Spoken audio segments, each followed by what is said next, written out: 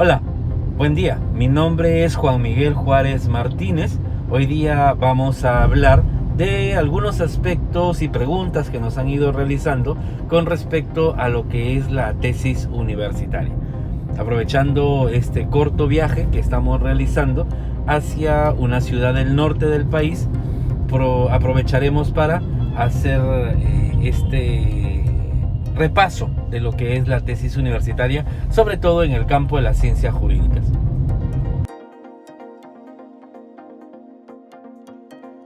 La tesis es una idea que se plasma en un trabajo de investigación.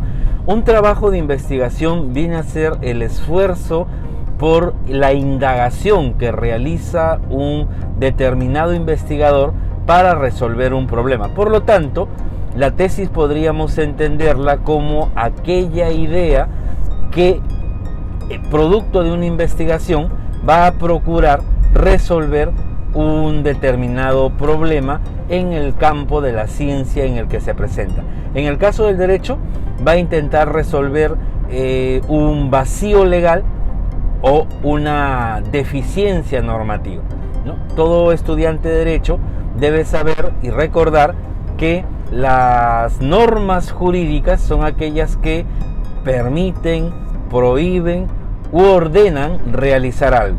Y en esa permisión, prohibición u ordenación puede existir un vacío legal o puede existir una deficiencia normativa. Y la tesis apunta a poder resolver estos inconvenientes que se pueden presentar. Por lo tanto, la tesis no es sino aquella idea que busca solucionar un problema.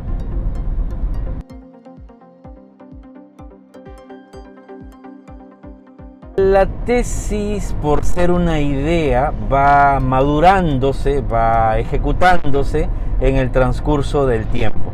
No es fácil dar una respuesta numérica cerrada respecto del tiempo que puede durar. Sin embargo, tenemos dos referentes a los que podemos acudir. Por un lado está Umberto Eco, italiano, gran metodólogo, que nos ha precisado que la tesis es un proceso que puede durar no menos de 6 meses ni más de 3 años. En el aspecto nacional tenemos al maestro Carlos Ramos Núñez, que nos señala que la tesis es el proceso que dura de entre 9 meses y 2 años. Muchas universidades del país han establecido este último criterio. Por lo tanto, cuando un estudiante egresa de las aulas del posgrado, tendría como máximo hasta 2 años para poder presentar su trabajo de investigación.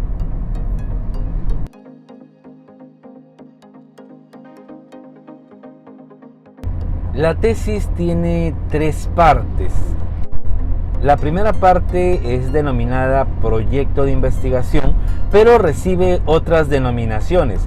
Hay quienes le pueden llamar plan, protocolo de tesis. El segundo momento viene a ser el informe final, llamado también borrador de tesis.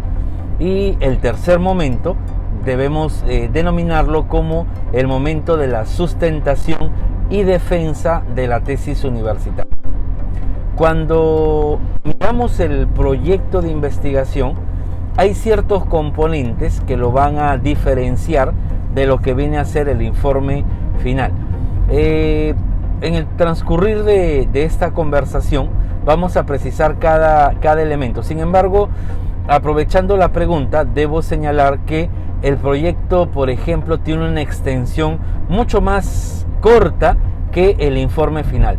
Hay algunas universidades que de manera correcta precisan a sus estudiantes que el proyecto, por ejemplo, no debiera tener más de 30 páginas. En cambio, el informe final no debiera tener más de 100 páginas.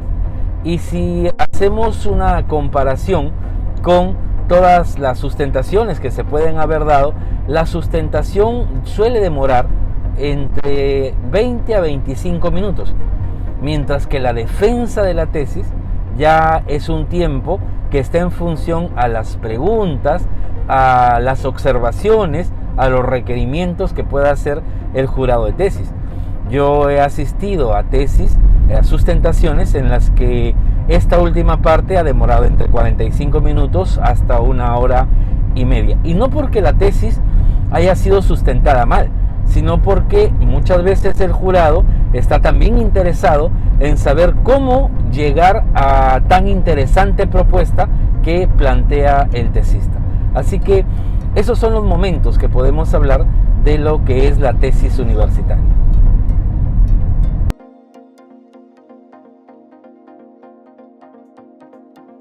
El proyecto de tesis, que viene a ser la planificación de todo el trabajo futuro de investigación, pues tiene componentes, ¿no?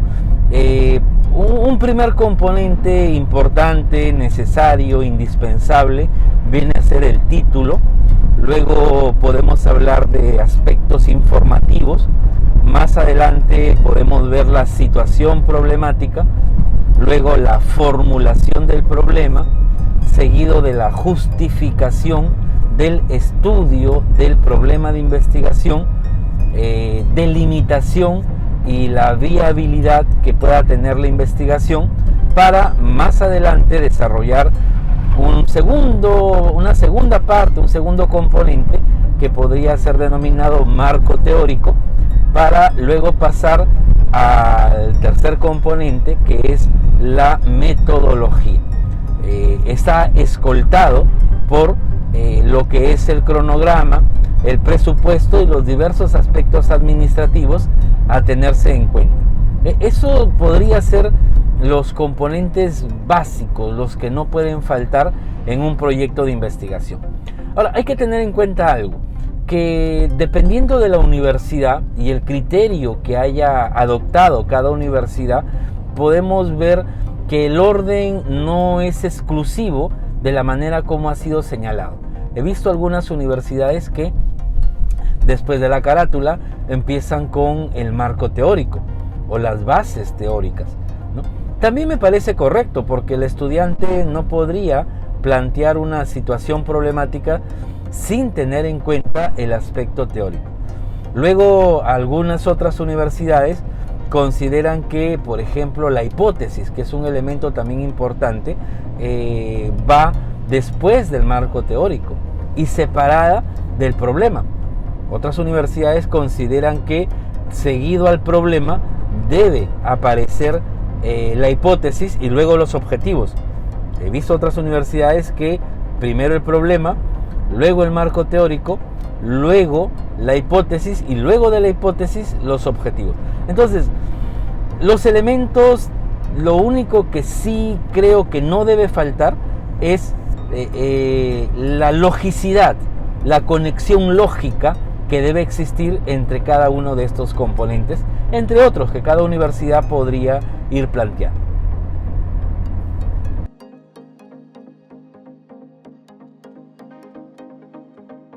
El título de un trabajo de investigación en general y de la tesis de manera particular viene a ser el identificador de lo que es la propuesta de investigación. El título, al igual que el nombre de una persona o la denominación de alguna entidad o alguna institución, resume el sentido y el propósito que se tiene para esta persona o institución determinada. En el caso de una persona, pues hay nombres que identifican a un varón, de una mujer, y que identifican a una familia de otra. Por lo tanto, también hay componentes en un título.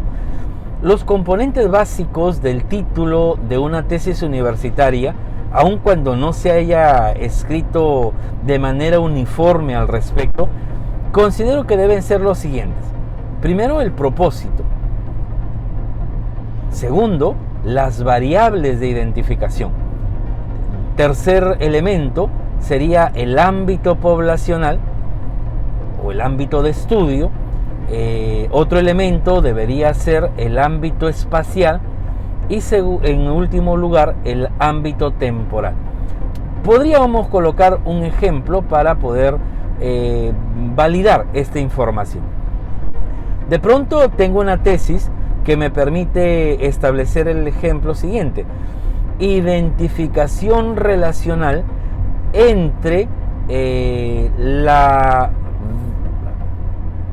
modificación de la ley de violencia familiar para asignación de medidas de protección frente a la mayor prevención de los delitos de feminicidio.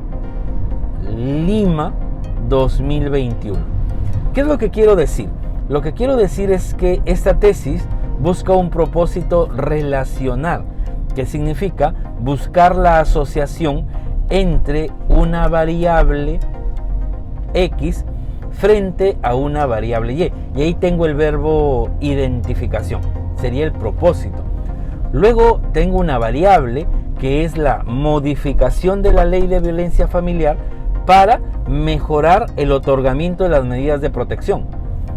Ahí estaría una primera variable, frente a la segunda variable, que es una mejor prevención del delito de feminicidio. Yo quiero saber qué relación podría existir entre la mejora que propondrá el tesista dentro de lo que son las medidas de protección en los casos de violencia familiar. Entonces, los casos de violencia familiar vendrían a ser el ámbito de estudio, es decir, de allí se va a estudiar o de allí se van a sacar los datos de los casos de violencia familiar, y ahí ya tendría el ámbito poblacional. El ámbito espacial, Lima, lo único que me indica es lugar desde donde se realiza la investigación o lugar desde donde se obtienen los datos. Y esto es un punto importante a aclarar, porque muchos tesistas dicen: pero mi trabajo de investigación es violencia familiar, por lo tanto se va a aplicar a todo el Perú. Sí, es cierto, pero no olvidemos que cualquier propuesta en el ordenamiento jurídico va a incidir en el territorio nacional, porque nuestro ordenamiento jurídico es unitario.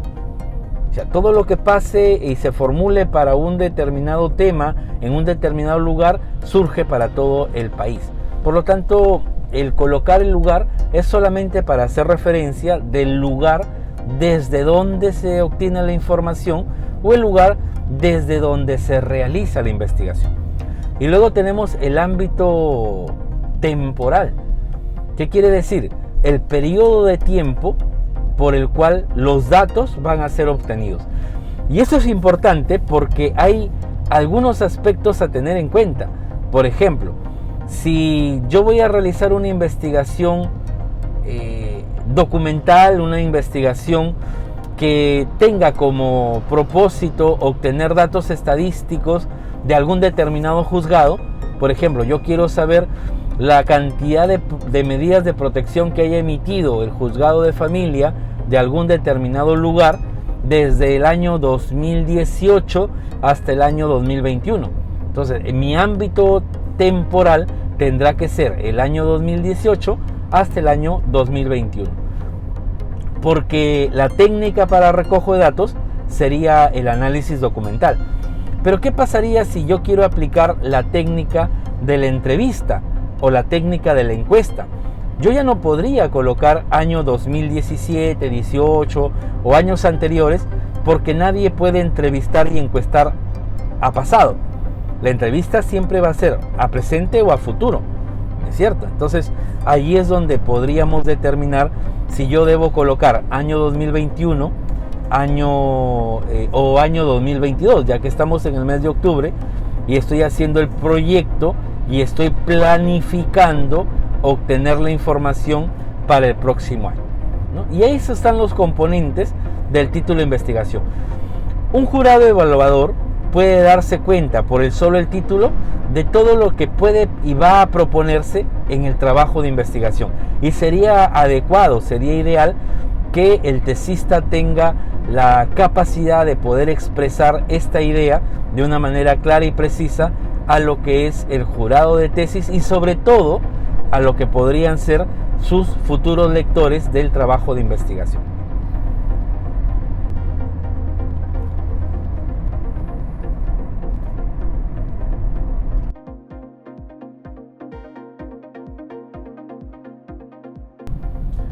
Una pregunta bastante compleja, ¿no? Porque hay que entender que no siempre los componentes en el orden que aparecen redactados en el esquema que nos proporciona una universidad deben ser preparados, deben ser elaborados en ese mismo orden. ¿A qué me estoy refiriendo? Me estoy refiriendo, por ejemplo, que toda universidad te va a plantear en primer lugar la realización del título, ¿no es cierto? Pero el título es el último de los componentes que logra ser elaborado. Luego te van a pedir realizar la situación problemática, pero realizar una situación problemática implica y requiere dos aspectos. El primer aspecto es conocer tu marco teórico, conocer la teoría que existe en torno al tema que has escogido. Primer punto. Y segundo punto es conocer la metodología, porque dependiendo de la metodología que vas a plantear, vas a poder establecer una determinada realidad problemática. Así que el tesista lo que debe hacer es, antes de poder escribir en el orden que ha sido señalado por el esquema de su universidad, debe primero tener claro cuál es el panorama, tanto metodológico como teórico, que existe en torno a su tema de investigación. Yo por eso es que resumo de repente esta posición en que para poder escribir sobre la tesis universitaria, primero debes buscar información. Y una vez que buscas información, lees, ¿no es cierto? Leer para buscar. Luego que has buscado información, tienes que seleccionar la información que a tu criterio, al criterio del tesista, es la más relevante para llevar a cabo la investigación. Y ahí tenemos leer para seleccionar. Y una vez que tenemos seleccionada la información, debemos leerla, seleccionada ya la información, debemos leerla para poder ordenarla. Ya, yo puedo decir, este PDF lo voy a utilizar para mi capítulo 1, este PDF me sirve para mi situación problemática, esta página web me sirve para poder hablar sobre la justificación, este otro enlace me puede servir para hablar de las bases filosóficas, etc. Entonces yo voy ordenando la información. Y ahí tenemos leer para buscar, leer para seleccionar, leer para ordenar. ¿Pero qué leo? Y ahí está la pregunta central. Tú tienes que leer todo lo que está relacionado a tu trabajo de investigación. Y cuando digo todo, me estoy refiriendo no solamente al aspecto teórico. Creo que aquí cometen muchos errores los tesistas.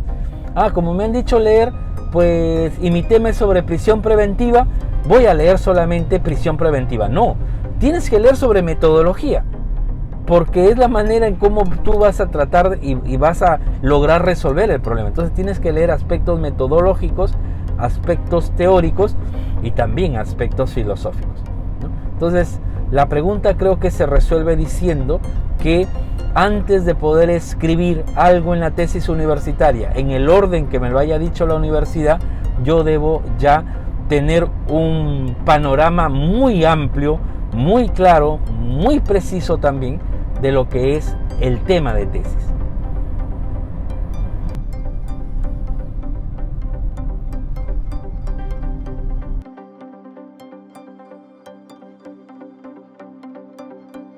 Bien, una vez que el tesista ya ha precisado cuál es el tema de su investigación, buscando, seleccionando, ordenando la información, ya está en condiciones de poder escribir la información que va a plantear en su trabajo de investigación. Ahora, como ya ha indagado, como ya ha investigado el tema de tesis, conoce exactamente la situación en la que se encuentra el tema de la tesis y como tal puede darse cuenta de la problemática que existe en torno al tema. Pero no solamente eso, sino que también puede darse cuenta de cuál es la mejor solución Por eso es que el tesista tiene que leer antes de poder escribir, para poder darse cuenta dónde está el problema y cuál es la solución. Porque recuerden que la tesis es plantear una solución frente a un determinado problema. No es correcto que el tesista quiera en el transcurso de su investigación ir dándose cuenta cuál podría ser la solución de un posible problema. No, antes de escribir todo, antes de empezar a la redacción del trabajo de investigación, ya debe estar claro en nuestro intelecto, en nuestro cerebro, ya debe estar claro estos dos elementos, problema y solución. Ahora, si se han dado cuenta, he utilizado la palabra situación, he utilizado la palabra problemática, y es que la situación problemática también recibe otros nombres, como realidad problemática, planteamiento del problema o situación problemática. La situación problemática podría ser entendida como la circunstancia vigente, actual del tema de investigación. Algunos lo hacen referencia, algunos metodólogos, sobre el estado del arte, ¿no? La circunstancia actual en la que se encuentra el tema de investigación. Pero algunas otras instituciones hacen referencia al estado del arte como el marco teórico o como la investigación sujeta a las teorías actuales y vigentes que existen al respecto. Ya ahondaremos en este tema. Por lo tanto, la situación problemática no es sino la realidad, condición, situación en la que se puede encontrar el tema, problema de investigación. Tiene momentos. Hay que identificar, por ejemplo, haciendo una referencia a una intervención médica, cuál es el diagnóstico del problema, el pronóstico, el control del pronóstico, establecer la propuesta de solución y lo que se espera alcanzar de esta propuesta de solución, que sería la manera como se debe redactar la situación problemática.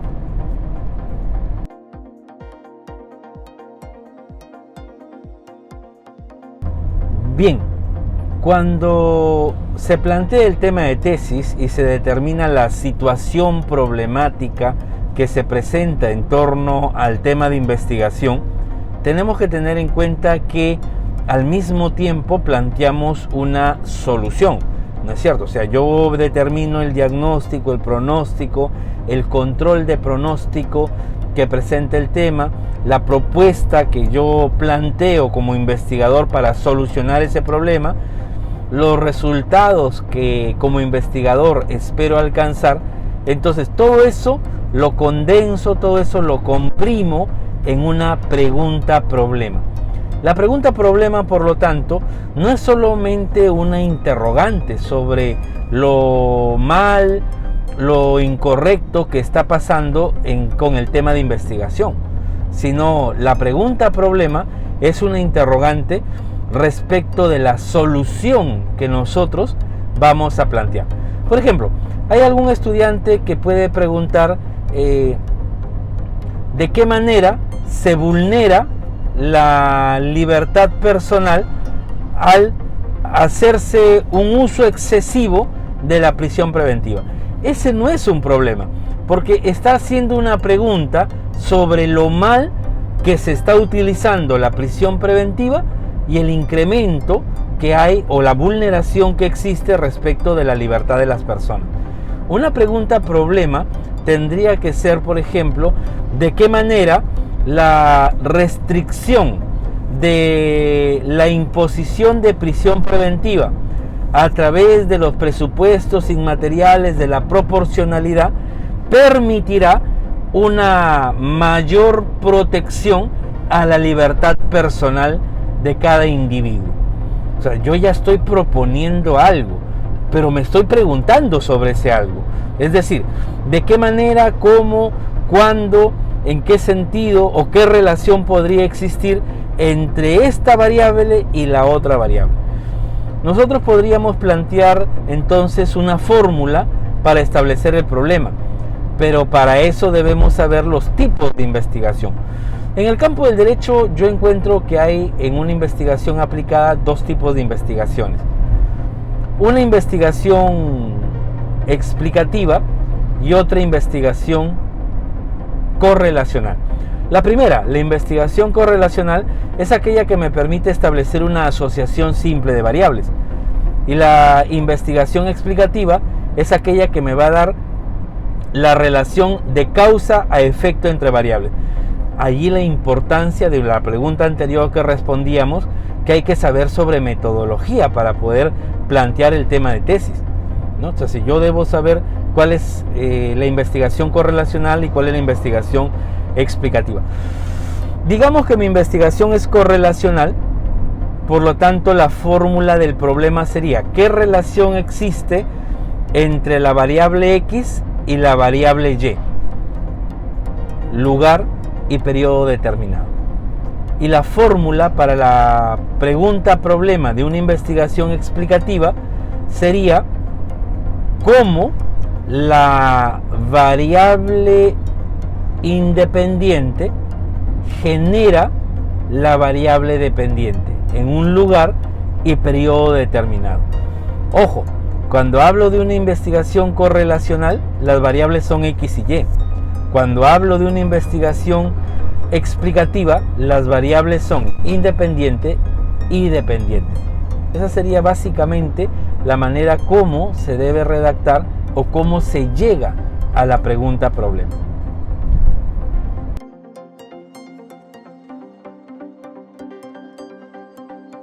Una pregunta muy interesante porque permite hacer varias precisiones. Primero, justificar es establecer la importancia, la necesidad, la urgencia, la utilidad que se debe tener o por la cual se debe realizar la investigación. Una investigación debe ser importante, debe ser necesaria, debe ser útil, debe ser de ser atendida de una determinada urgencia. Entonces, pero urgencia, necesidad, utilidad, importancia, ¿de qué? Entonces, aquí viene el gran inconveniente que presentan los tesistas. Yo he revisado varias tesis universitarias y muchos de ellos lo que justifican es el tema de investigación.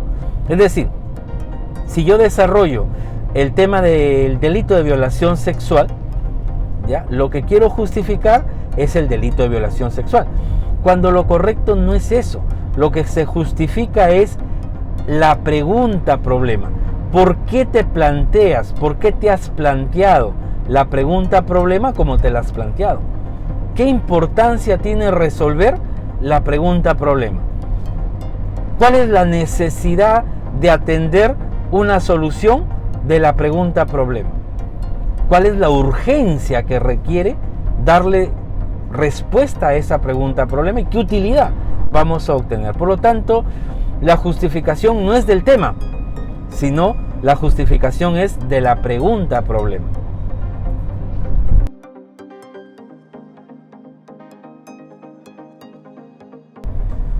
Bueno, delimitar la investigación vendría a ser la manera como yo voy a encuadrar el tema de investigación.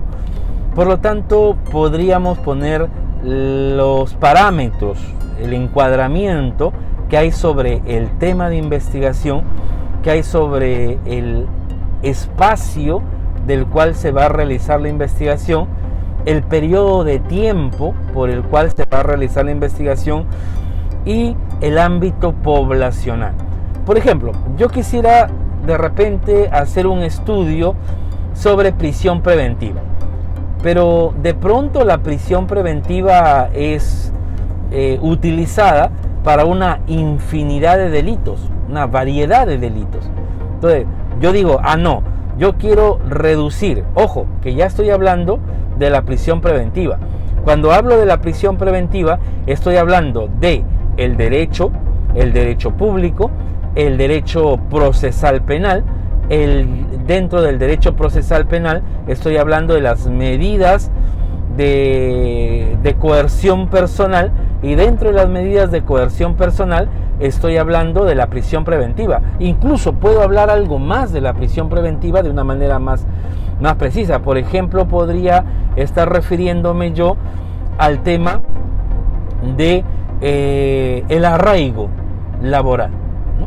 ¿Cuál es la percepción o la valoración del arraigo laboral que están tomando los jueces en el Perú, en un país en donde el 70% tiene un trabajo informal, en donde se ha incrementado este porcentaje respecto de la pandemia?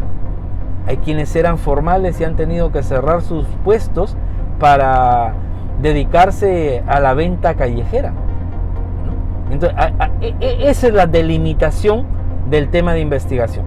¿Cuál es el punto central de lo que yo voy a abordar? Luego tengo la delimitación temporal. ¿Por qué la ciudad de Chiclayo? ¿Por qué la ciudad de Lima? ¿Por qué la ciudad de Tarapoto? Etcétera, ¿no? Porque tal vez de allí es de donde se va a sacar la información, de allí es de donde se va a realizar la investigación, etcétera. Y luego tengo que delimitar. ¿Por qué el periodo de tiempo? ¿Por qué yo he puesto en mi título 2018, 2019, 2021? ¿Por qué solamente el 2021?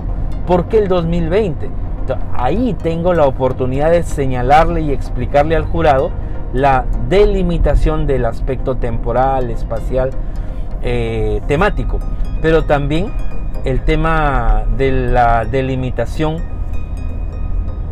poblacional. Por ejemplo, yo quiero hacer un estudio de los delitos de robo. No voy a ver sobre apropiación ilícita, no voy a ver sobre estafa, no voy a ver sobre hurto, sino específicamente robo, ni siquiera robo agravado, sino solamente robo.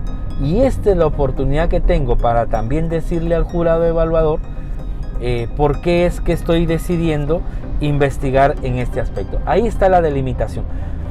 Ahora, la viabilidad tiene que ver con la cantidad de recursos que tiene el tesista para poder llevar a cabo con éxito la investigación que está planteando.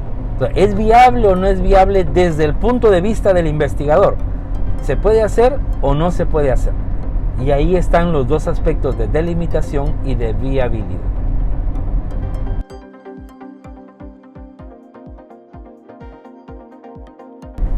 Un objetivo es un propósito. Por lo tanto, el objetivo general viene a ser el propósito que busca alcanzar el tesista con su trabajo de investigación. Como tal, es lógico señalar que el objetivo general tiene que ser alcanzado por la investigación o con la investigación. Entonces, un objetivo general es el propósito que se identifica generalmente con un verbo redactado de manera infinitiva. Determinar, identificar, precisar, estudiar. Sin embargo, no puede ser cualquier verbo, sino que el verbo tiene que estar acorde con el tipo de investigación. Yo, de manera general, considero que si realizas una investigación correlacional, el verbo ideal para utilizar sería identificar, ¿no? Buscas identificar una relación. Ahora, si la investigación es explicativa, el verbo ideal debería ser determinar, ¿no? Buscas determinar la causa y los efectos que genera una determinada propuesta de investigación. El objetivo general.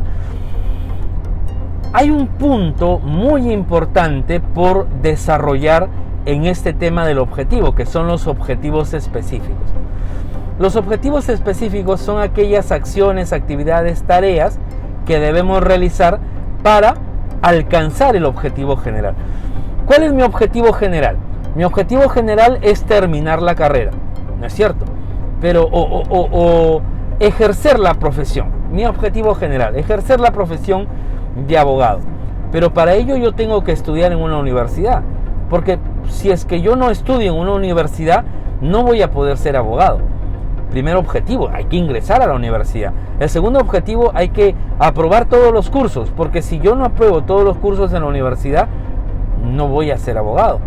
Otro objetivo es desarrollar mi tesis, porque si yo no desarrollo la tesis, no voy a ser abogado. Y luego aprobar la tesis, ¿no es cierto? Entonces, ¿qué es lo que te quiero decir?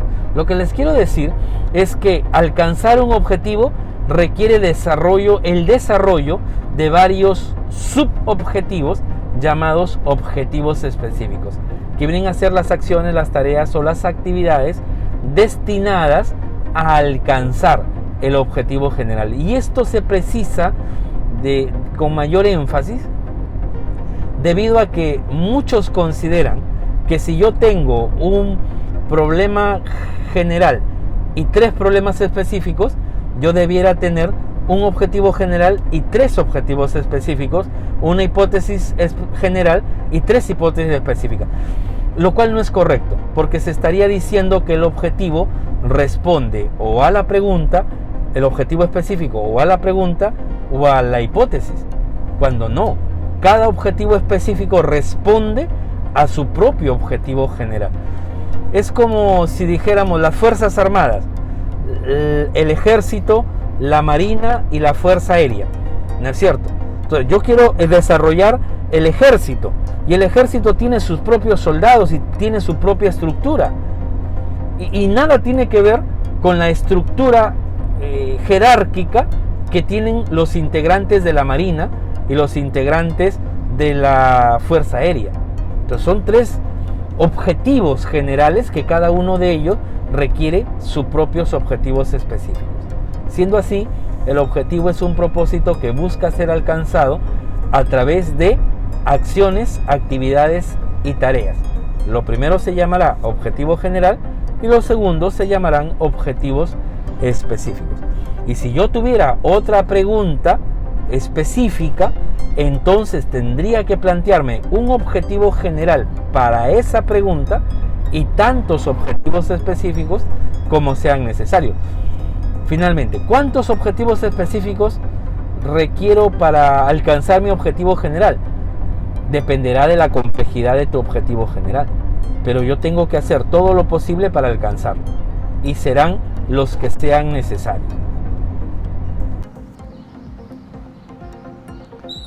Y si vamos, conforme ya lo habíamos señalado, realizar una investigación es saber sobre lo que se va a hablar, saber sobre lo que se va a escribir. En ese sentido, tenemos que tener en cuenta que el marco teórico viene a ser el sustento teórico, doctrinario, dogmático que se le va a dar a el trabajo de investigación.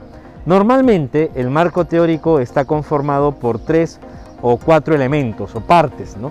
La primera parte está relacionada con los antecedentes, las bases teóricas, las bases filosóficas y la definición de términos básicos. Cuando hablamos de antecedentes, decimos otros trabajos de investigación. ¿Qué trabajo estamos realizando nosotros? Estamos realizando una tesis universitaria. Entonces, otro trabajo de investigación es otra tesis universitaria que se haya realizado sobre nuestro tema de investigación, sobre alguna de las variables o las 2 variables en general. Por ejemplo, si yo quisiera hacer un trabajo sobre acoso sexual, entonces tendría que buscar quienes han realizado, anterior a mi trabajo, trabajo sobre acoso sexual. Los antecedentes son como una carrera de postas, ¿no? En donde para poder seguir con el campeonato, el que tiene la posta 1 se lo tiene que entregar el de la posta 2, el de la posta 2 al de la posta 3 y así sucesivamente. Entonces, cuando hablamos de los antecedentes, lo hablamos de manera internacional, de manera nacional, de manera regional y de manera local. Es decir, a nivel internacional, ¿qué trabajos se han realizado al respecto?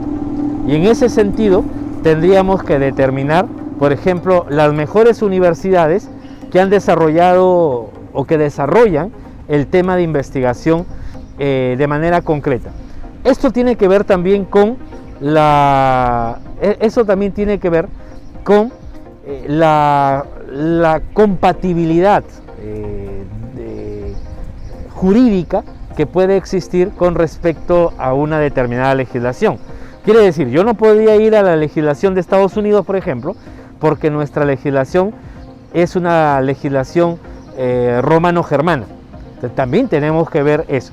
Sí podría hablar yo, por ejemplo, o referirme yo a una investigación realizada en México, realizada en España, realizada de repente en Alemania, si me estoy refiriendo al derecho penal. Si me estoy refiriendo al derecho civil, creo yo que podríamos ir a Francia, podríamos tener una referencia de Argentina, ¿no? por decirlo como un ejemplo. Antecedentes internacionales. Los antecedentes locales son aquellas investigaciones realizadas a nivel ya de Perú, de cualquier universidad del Perú. Entonces yo puedo tomar del Cusco, de Arequipa, puedo tomar de Tumbes, alguna tesis que se haya realizado en Lambayeque, etcétera, etcétera. A nivel regional la cosa un poco se complica porque no todas las regiones tienen universidades en todas sus provincias. Entonces, yo podría hablar de la región Lima, que tiene la Universidad de Barranca, que tiene la Universidad José Faustino Sánchez Carrión y que tiene la Universidad Nacional de Cañete, ¿no? Pero eso dependerá de cada realidad. Y local ya es del lugar. Por ejemplo, la ciudad de Chiclayo tiene la Universidad Pedro Ruiz Gallo, tiene la Universidad de Zipán, tiene la Universidad César Vallejo, la Universidad Católica Santo Toribio de Mogrovejo, la UDC, etcétera, etcétera. Entonces, a nivel local. Esos son los antecedentes. Ahora, las bases teóricas ya vienen a ser libros, revistas, los PDFs que los especialistas han elaborado con respecto a un determinado tema. Las bases filosóficas, como su nombre lo dice, tienen que ver con las corrientes filosóficas que sustentan el desarrollo del trabajo que estamos realizando. Luego, la definición de términos básicos está relacionado con los términos, conceptos que vamos a utilizar a lo largo de toda nuestra investigación. Eso es básicamente lo que es el marco teórico.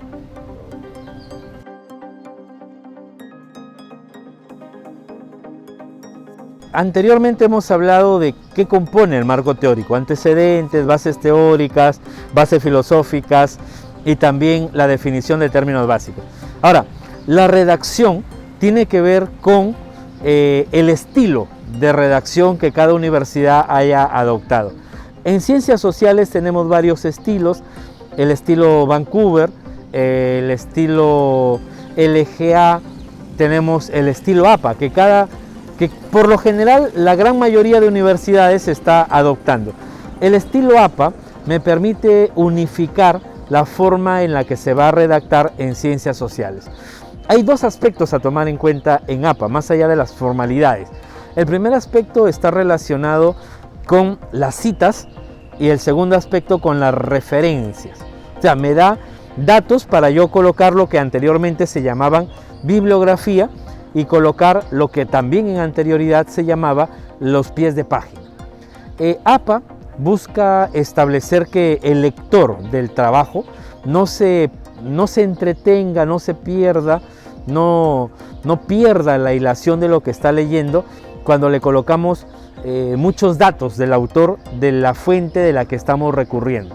Por eso es que APA dice: cuando tengas que citar una fuente, solamente refiérete a 3 datos importantes y necesarios: el autor, el año y la página en la que ha sido escrita el trabajo de investigación.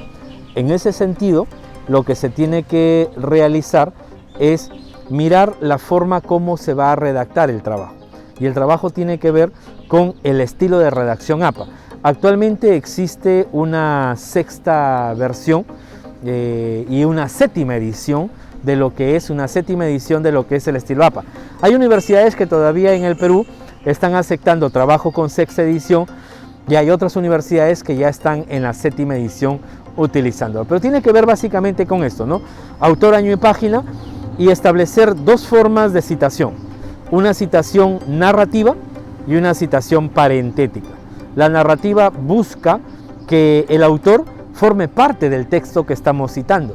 Por ejemplo, yo puedo decir: Vidal Ramírez, 2002, señala que. O sea, ya es el autor el que lo está señalando. En cambio, en una cita parentética, yo digo el texto. el acto jurídico es la manifestación de voluntad destinada y le pongo entre paréntesis autor, año y página. La referencia es que en la primera yo resalto al autor y en la segunda yo resalto el texto, ¿no? Y luego las citas pueden ser citas cortas hasta 39 palabras, van dentro del mismo párrafo entre comillas, y las citas largas que van 5 comillas fuera del párrafo y con una sangría especial, que es a 1 pulgada del margen izquierdo hacia la derecha, ¿no? Esa sería básicamente la redacción del marco teórico.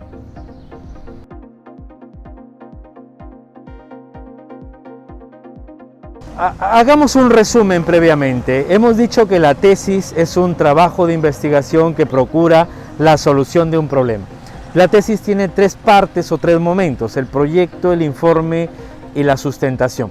El proyecto tiene componentes, dentro de ellos el título, la situación problemática, la justificación, los objetivos, la viabilidad, la delimitación, el marco teórico. Ya hemos dado todas esas referencias, ahora corresponde hablar de la metodología.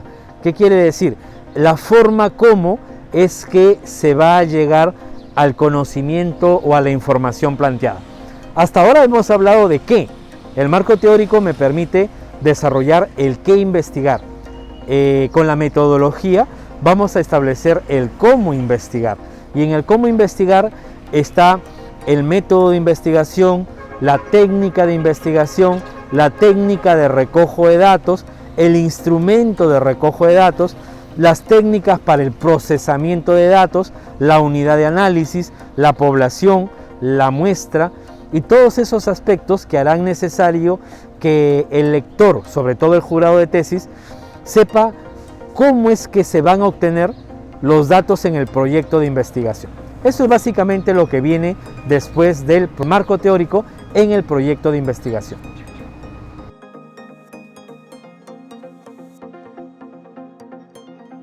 Método, debemos empezar diciendo, es camino.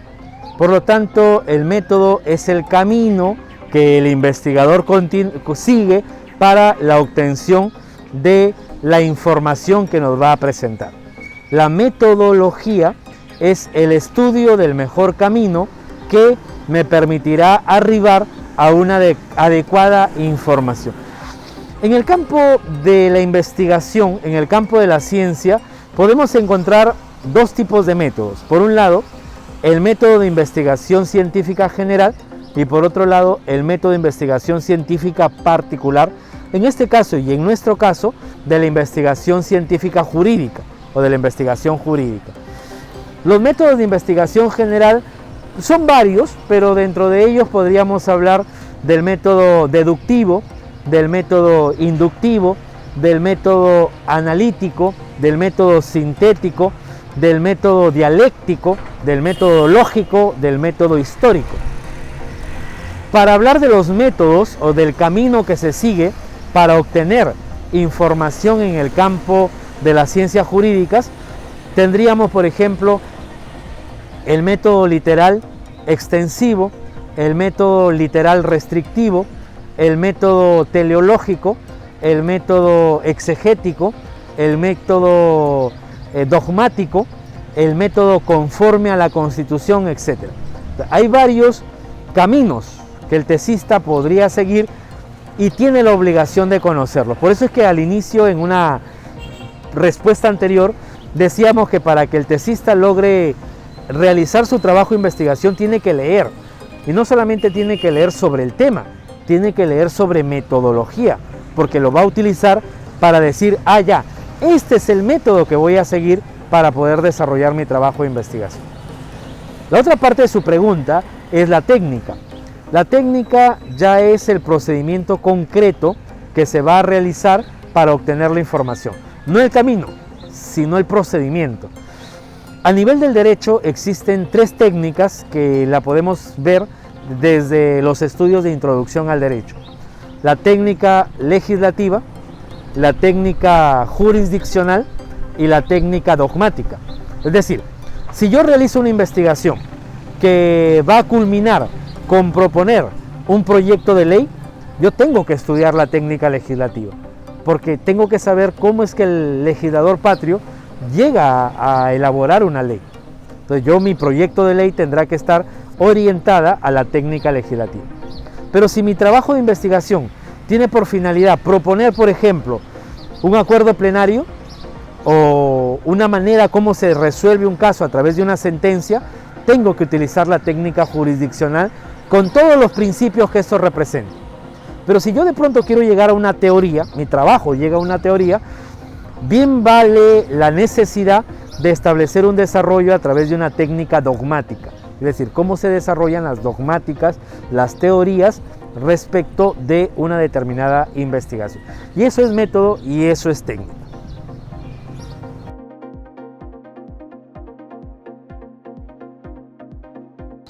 Una vez que el tesista ha determinado el camino, el método para llegar a elaborar su información y determinado el procedimiento para generar la información, ya hablábamos de los métodos del conocimiento científico y del conocimiento jurídico y de las técnicas legislativa, jurisdiccional y dogmática. Ahora sí, tenemos que ver cuáles son los métodos o las técnicas para el recojo de la información y después el procesamiento de la información. Las técnicas de recojo de información es cómo voy a recoger la información. Y por lo general son 4 técnicas. Una primera técnica puede ser la observación, una segunda técnica el análisis documental, una tercera técnica puede ser la entrevista y en cuarto lugar podría ser la encuesta. O sea, dependiendo de qué es lo que yo quiero lograr, qué es lo que yo quiero plantear, tendré que utilizar una determinada técnica. Por ejemplo, si yo quiero observar, de pronto se me ocurre conocer cómo es que se desarrolla la vida al interior de un establecimiento penitenciario con respecto a las horas de patio. O sea, ¿qué hacen los internos en un establecimiento penitenciario en las horas de patio? Entonces yo lo que tendría que hacer es, de repente en una zona elevada, sentarme o estar parado observando cómo se comporta cada sujeto que va al patio en sus horas permitidas, ¿no? Esa es la observación. Me permite obtener datos a través de la observación. Pero de pronto yo quiero sacar datos, por ejemplo, sobre el cumplimiento del pago de la reparación civil en los delitos de violación sexual. Entonces lo que tendría que hacer, ya no puedo observar, sino que tendría que ir a lo que es el expediente judicial. Y al expediente judicial ni lo puedo encuestar, ni lo puedo entrevistar, ni lo puedo observar. Tengo que sacarle datos a través de una ficha de datos, ¿no? Y eso es allí el análisis documental. De pronto yo tengo a un conjunto de personas, por ejemplo, abogados del Distrito Judicial de Ica, ¿no? Que son ¿cuántos? 800, 700, no lo sé. Pero yo les quiero hacer una encuesta. Entonces, que es un conjunto de preguntas que están elaboradas de manera cerrada. Entonces yo puedo utilizar y debo utilizar una técnica llamada encuesta y no una entrevista. ¿Y por qué? Porque son muchos. La entrevista está destinada al recojo de información de un grupo reducido de personas. Por ejemplo, quiero entrevistar al presidente de la corte de algún distrito judicial, o algún juez, o alguna personalidad que tenga conocimiento específico. No lo puedo encuestar, sino lo tengo que entrevistar. Y ahí están las técnicas de recojo de datos. Un dato importante y para terminar es la técnica para el procesamiento de la información. Es decir, una vez que ya tengo la información, ¿cómo voy a trabajar la información? Muchos de nosotros, hace algunos años atrás, utilizábamos el Word, el Excel, el Microsoft Office, ¿no es cierto? Como herramientas. Existen ahora otras aplicaciones, como por ejemplo el SPSS, para poder hacer procesamientos de datos que son muy importantes para el trabajo de investigación. Y ahí están las técnicas de recojo de la información, de procesamiento de la información.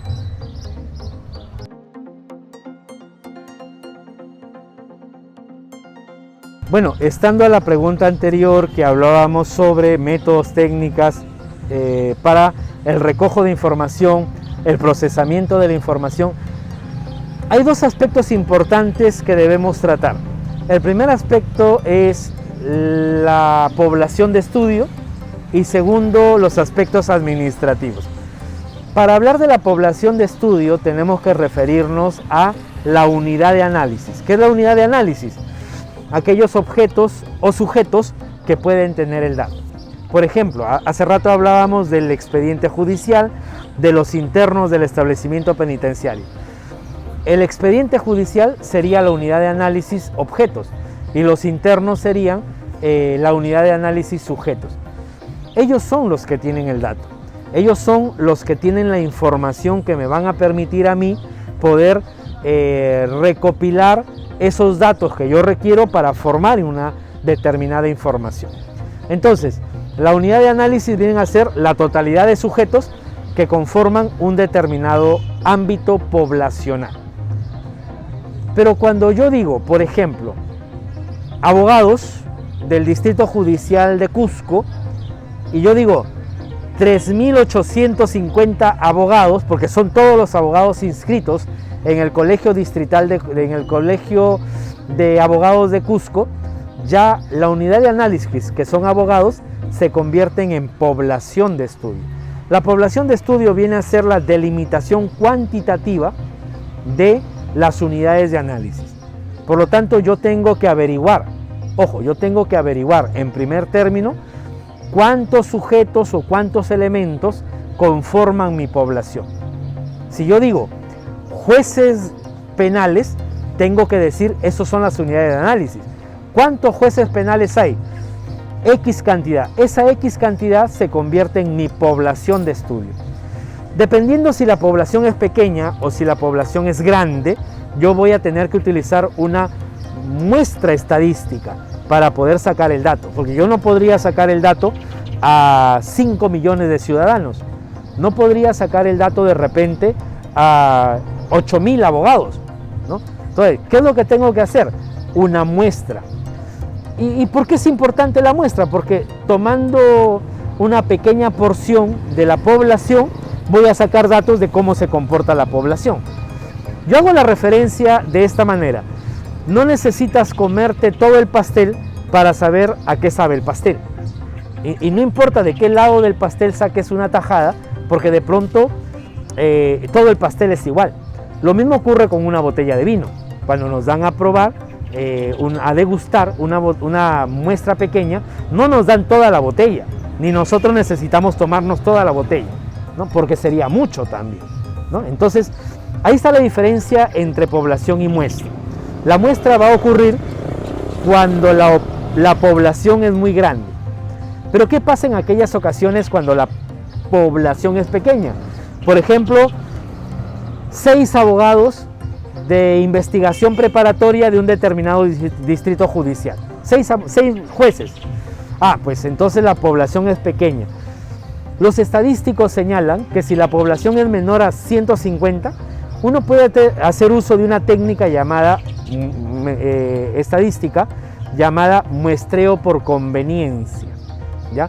Que significa que yo voy a recurrir a la técnica de acuerdo a las propias posibilidades que tengo como investigador para acceder. Y esto es discrecional. Si yo tengo 10 jueces, por ejemplo, o si yo tengo 10 profesores, o si yo tengo 10 población de algo, entonces yo puedo decir 3, yo puedo decir 2, yo puedo decir 4. Y eso es a discreción del investigador. El muestreo por conveniencia.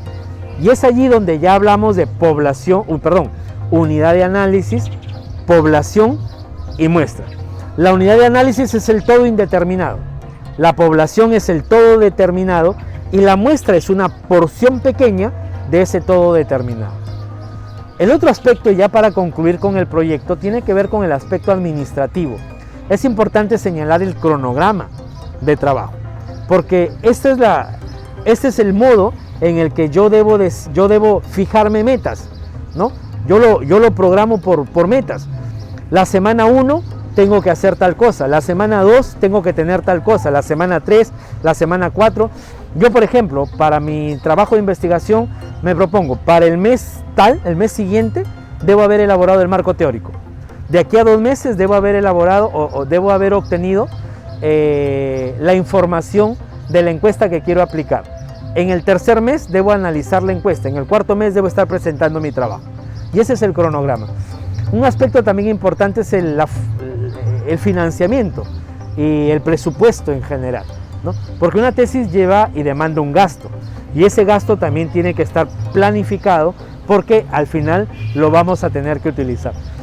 Y cierra el proyecto de investigación con lo que respecta a las referencias bibliográficas, para lo cual tendré que recurrir a lo que es el estilo de redacción APA. Y ahí tengo ya terminado mi trabajo de investigación. Un aspecto final que puede agregarse son anexos. ¿Qué va en el anexo? Podría ser la matriz de consistencia, podría ser el instrumento de recojo de datos, podría ser las diversas evidencias que yo tengo que he ejecutado mi trabajo, ¿no? De eso se trata, de que el proyecto no salga de la nada, sino que puede ser evidenciado a través de diversos anexos que podemos agregar. Y ahí tenemos el proyecto de investigación.